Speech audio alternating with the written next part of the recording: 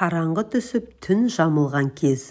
Есіктің қағылған үнін естіп, жігіт есікті ашты. Кенет түсінбестен дауыстап жіберіп, «Сен кімсің?» деді. Ол, «Мен студентпін, мұнда мұғалімдеріммен келген едім. Бірақ олар мені жалғыз тастап кетті, ал мен қалай қайтуды білмеймін», деп жауап берді. Жігіт, «Сен халық көшіп кеткен аймақтасың. Сенің барар ауылың оңтүстік жағында, ал сен солтүстік аймағындасың. Бірақ бұл жерде ешкім тұрмайды», деп оның таң атқанша бір бөлмелі ғана үйінде түнеуіне рұқсат етті. Ол қыздан өз төсегіне жатуын сұрап, өзі жерге жататынын айтты. Жігіт төсегінің бергі жағынан жіп тартып, жіпке мата іліп, екі арнаны бөліп қойды. Ал қыз болса, қатты ыңғайсызданып, түнде бір әурет жері ашылып қалудан қорқып, қымтанып жатты. Жігіт қолына кітап алып оқып жатқан болатын. Кенет кітапты жанына қоя салып, алдындағы жанып тұрған шамға бас бармағын біраз уақыт күйдіре ұстап тұрды.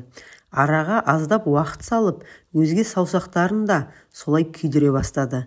Қыз қымтана дыбыс шығармай, көзіне жас алып, шариғат талаптарына қайшы іс-әрекеттер болмауын тілеп, қорқып жатты. Екеуі де түні бойы көз ілмеді. Таң атысымен жігіт қызды ауылына апарып салды. Қыз жігітпен болған оқиғаны әке-шешесіне бұлжытпай айтып берді. Бірақ оған әкесі қызының халін көріп сеніңкіремеді.